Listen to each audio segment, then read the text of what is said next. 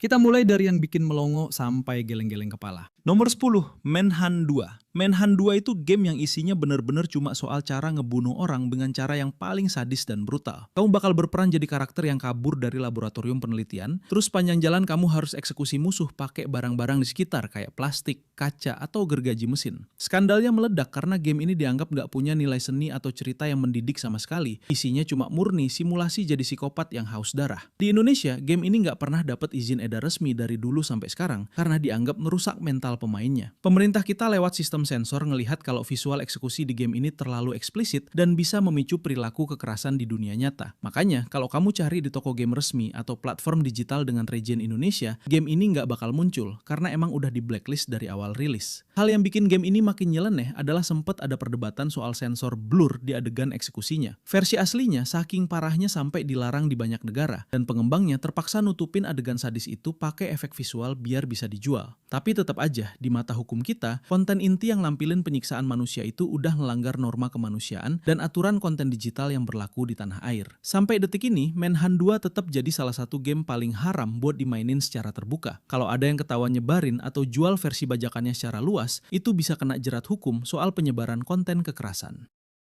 Nomor 9, Honey Select. Ada satu game yang isinya bener-bener cuma buat bikin karakter cewek virtual sesuka hati, terus dipakai buat adegan yang bener-bener vulgar. Honey Select ini sebenarnya simulator dewasa buatan Jepang yang bikin geger karena fitur kustomisasinya terlalu detail dan visualnya nggak pakai sensor sama sekali. Skandalnya makin kenceng pas banyak orang bikin mod yang masukin karakter anime atau game terkenal ke dalam situasi yang nggak pantas, padahal itu karakter ikonik yang harusnya buat semua umur. Di Indonesia, game ini dilarang banget dan udah masuk daftar merah karena isinya murni pornografi yang nabrak Undang-Undang ITE dan Undang-Undang Pornografi. Pemerintah lewat Komdigi nggak tanggung-tanggung buat blokir akses ke situs resminya atau forum-forum yang nyebarin file mentahannya pakai sistem internet positif. Jadi kalau kamu coba buka pakai koneksi biasa, yang muncul pasti halaman peringatan karena kontennya dianggap merusak moral dan nggak punya nilai edukasi atau seni sama sekali. Hal yang bikin game ini makin nyeleneh dan dicap haram adalah karena emang tujuannya cuma buat pemuasan nafsu lewat interaksi virtual yang vulgar banget. Developernya, Illusion, emang spesialis bikin game kayak gini. Tapi Honey Select ini jadi yang paling sering keseret skandal karena teknologinya yang makin maju, bikin konten dewasanya kelihatan terlalu nyata. Di mata hukum kita, konten kayak gini udah masuk kategori sampah digital yang nggak boleh dapat celah sedikit pun buat beredar secara bebas. Sampai detik ini, status dilarangnya Honey Select itu harga mati dan nggak bakal bisa masuk ke platform resmi kayak Steam atau Epic Games di region Indonesia.